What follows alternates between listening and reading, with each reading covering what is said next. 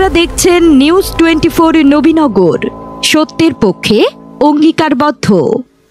নবীনগরে যুবদল নেতার উপর নিজ বাড়ির সামনে গুলিবর্ষণ, গুরুতর আহত মুকুলকে ঢাকায় প্রেরণ।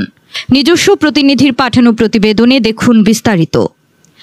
ব্রাহ্মণবাড়িয়ার নবীনগরে গুলিবিদ্ধ হয়েছেন উপজেলা যুবদলের সাবেক আহ্বায়ক ও উপজেলা বিএনপির যুগ্ম সাধারণ সম্পাদক মফিজুর রহমান মুকুল।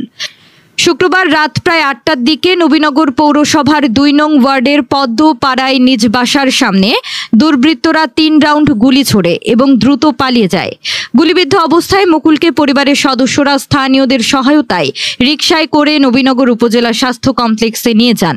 চিকিৎসকেরা প্রাথমিক চিকিৎসা শেষে অবস্থার অবনতি হওয়ায় তাকে উন্নত চিকিৎসার জন্য ঢাকায় পাঠান। তাকে অ্যাম্বুলেন্সে করে ঢাকায় নিয়ে যাচ্ছেন দলের নেতাকর্মী ইমদাদুল বারী, হযরত আলী, আশরাফ হোসেন রুবেল সহ অন্যান্যরা। ঘটনার খবর পেয়ে নবীনগর থানার অফিসার ইনচার্জ শাহিনুর ইসলাম ঘটনাস্থল পরিদর্শন করেন। এ সময় ঘটনাস্থল থেকে ৩টি গুলির খোসা উদ্ধার করেন এবং বলেন দ্রুত তদন্তের মাধ্যমে দোষীদের আইনের আওতায় আনা হবে। এই ঘটনার প্রতিবাদে তাৎক্ষণিকভাবে বিএনপি ও অঙ্গ সংগঠনের নেতাকর্মীরা নবীনগর শহরে ও পদ্মপাড়া এলাকায় বিক্ষোভ মিছিল সমাবেশ করেন। বিচারের দাবিতে বক্তব্য রাখেন আলী আজম, ইকবাল হোসেন রাজু, আপেল, সামদানি, হৃদয়, রুবেল ও তপু সহ স্থানীয় নেতৃবৃন্দ। এমন ঘটনা নবীনগরের নজিরবিহীন বলে মন্তব্য করেছেন এলাকাবাসী। তারা দ্রুত ঘটনার সুষ্ঠু তদন্ত ও দোষীদের কঠোর শাস্তির দাবি জানান। ঘণ্টাখানেক আগে নবীনগর যুবদলের সাবেক আহ্বায়ক, সবার প্রিয় মুখ, ডাকাতের আবার করা হয়েছে।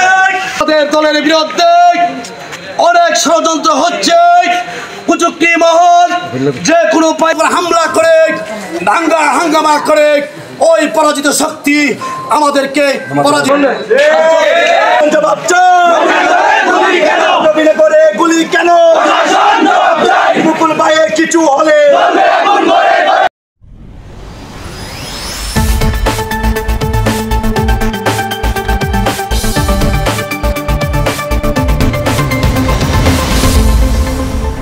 আপনারা দেখছেন নিউজ 24 নবীনগর, সত্যের পক্ষে অঙ্গীকারবদ্ধ।